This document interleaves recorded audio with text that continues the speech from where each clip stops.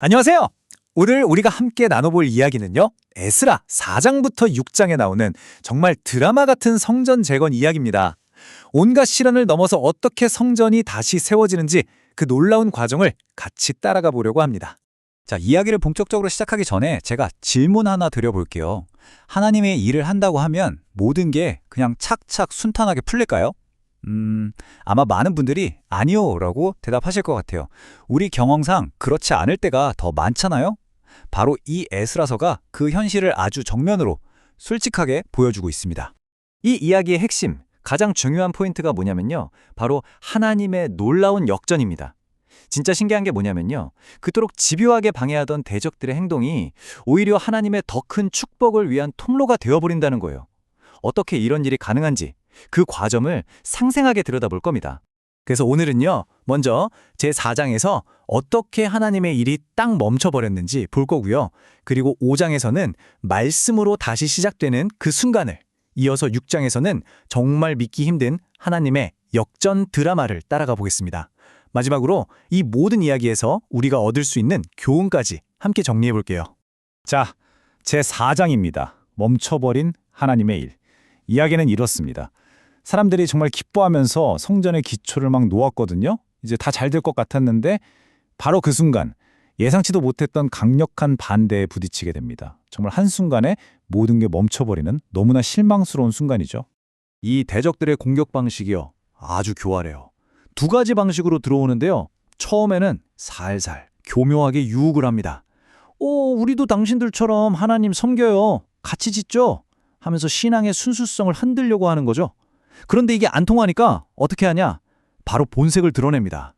관리들한테 뇌물 주고 왕한테는 거짓말로 가득한 상소문을 보내서 아예 대놓고 공사를 막아버리는 거예요. 하지만 이스라엘 지도자들, 이 유혹에 넘어가지 않았습니다. 아주 단호했어요. 에스라 4장 3절 말씀을 보면 그들이 뭐라고 하냐면 너희는 우리와 상관이 없다. 우리가 홀로 건축하겠다고 딱 잘라 말합니다. 이게 그냥 너희 도움 필요 없어. 이런 차원이 아니에요. 이게 단순한 협력이 아니라 신앙의 본질을 훼손하는 위험한 타협이라는 걸 영적으로 분별해낸 거죠. 정말 중요한 결단이었습니다. 그런데 안타깝게도 이 대적들의 방해 공작이 결국 통하고 맙니다. 그래서 성전 건축이 무려 15년 이상이나 완전히 멈춰버려요. 상상이 가시나요? 하나님의 백성들에게는 정말 끝이 보이지 않는 길고 암담한 시간이었을 겁니다. 자, 이제 제5장으로 넘어갑니다. 말씀으로 다시 시작하다. 그 길고 긴 침묵의 시간이 흐른 뒤에 드디어 결정적인 전환점이 찾아옵니다. 근데 여기서 정말 흥미로운 게 있어요. 주변 상황이 좋아져서 왕이 마음을 바꿔서가 아니라는 거예요. 변화의 시작은 딱 하나, 바로 하나님의 말씀이었습니다. 하나님께서 선지자 학개와 스가랴를 보내셔서 완전히 침체에 빠져있던 백성들에게 말씀하신 거죠. 이제 그만하고 다시 일어서라. 이 강력한 메시지에 사람들이 반응하기 시작합니다. 아직 왕의 금지 명령은 그대로거든요. 위험한 상황인데도 그들은 환경이 아니라 하나님의 말씀을 붙잡고 다시 망치를 들기 시작한 겁니다. 정말 신앙의 회복은 언제나 말씀에서 시작된다는 걸 명확하게 보여주는 장면이에요. 아니나 다를까 이 소문이 바로 총독 다드네의 귀에 들어갑니다. 그가 관리들을 쫙 이끌고 와서 위협적으로 묻는 거죠. 아니, 누가 감히 왕의 명령을 어기고 이 공사를 다시 시작하라고 했느냐. 진짜 모든 게 다시 물거품이 될 수 있는 일촉즉발의 위기 상황이었어요. 그런데 여기서 정말 놀라운 일이 벌어집니다. 이스라엘 지도자들의 대답을 한번 보세요. 에스라 5장 11절인데요. 예전처럼 두려워하고 위축되지 않아요. 오히려 당당하게 말합니다. 우리는 반역자가 아닙니다. 우리는 천지의 하나님의 종입니다.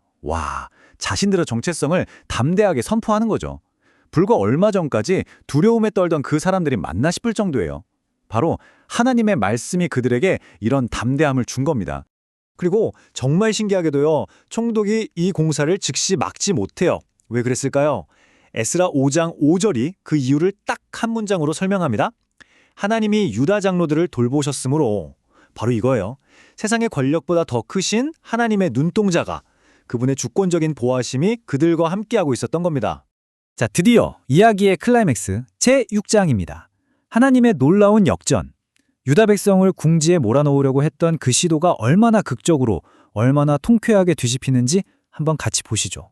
총독이 왕에게 보고를 하니까 다리오 왕이 그래? 그럼 옛날 기록을 다 뒤져봐라 하고 명령을 내려요.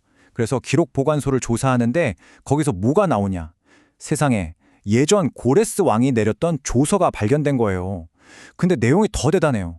그냥 성전 지으라고 허락한 수준이 아니라 그 비용까지 왕실 재산에서 다 대주라고 적혀 있었던 거죠. 이 조서 하나가 발견되면서 모든 상황이 그냥 180도 확 뒤집어집니다. 여기서 끝이 아닙니다. 다리오 왕의 반응이 진짜 대박이에요. 그냥 허락했었네? 그럼 계속 지어? 이 정도가 아니에요. 에스라 6장 11절을 보면 아주 무서운 명령을 내립니다. 이제부터 누구든지 이 공사를 방해하면 그 사람 집에서 들보를 빼서 거기다 매달고 그 집은 거름더미로 만들어버려라. 와, 방해꾼들이 오히려 왕의 전폭적인 지원과 보호 명령을 이끌어낸 꼴이 된 거죠. 이게 바로 하나님의 역전입니다. 마침내 그토록 바라던 성전이 완공됩니다. 백성들이 얼마나 기뻤을까요? 다 함께 봉헌식을 드리고 유월절을 지키는데 에스라 6장 22절이 그 기쁨의 이유를 정확하게 말해줘요. 바로 여호와께서 왕의 마음을 그들에게로 돌려 이 모든 일을 가능하게 하셨다는 겁니다. 모든 것이 하나님의 은혜였음을 고백하는 거죠. 자, 그럼 이 놀라운 성전 재건 이야기를 통해 오늘을 살아가는 우리가 붙잡아야 할 교훈은 과연 무엇일까요? 이 이야기 속에 담긴 중요한 영적 원리들을 한번 정리해 보겠습니다. 4가지로 정리해 볼 수 있겠는데요. 첫째, 기억하세요. 하나님의 일에는 반드시 방해가 따릅니다. 이건 당연한 거예요. 둘째, 우리를 다시 일으켜 세우는 건 환경의 변화가 아니라 바로 하나님의 말씀입니다. 셋째, 정말 놀라운 진리죠? 우리를 방해하는 그 모든 것들조차도 하나님 손에 붙들리면 축복의 통로가 될 수 있다는 겁니다. 그리고 마지막 넷째, 이게 가장 중요해요. 그 어떤 방해에도 불구하고 하나님의 계획은 반드시 이루어진다는 사실입니다. 이제 이 이야기를 마치면서 우리 자신에게 한번 질문을 던져보면 좋겠습니다. 혹시 지금 내 삶에도 여러 가지 방해와 힘든 상황 때문에 멈춰버린 하나님의 일이 있지는 않으신가요? 에스라의 이야기는 오늘 우리에게 이렇게 말하는 것 같습니다. 당신을 가로막는 그 어떤 문제보다 우리 하나님은 훨씬 더 크시다고요. 그 신실하신 하나님을 믿고 다시 한번 말씀 위에 굳건히 서시기를 축복합니다.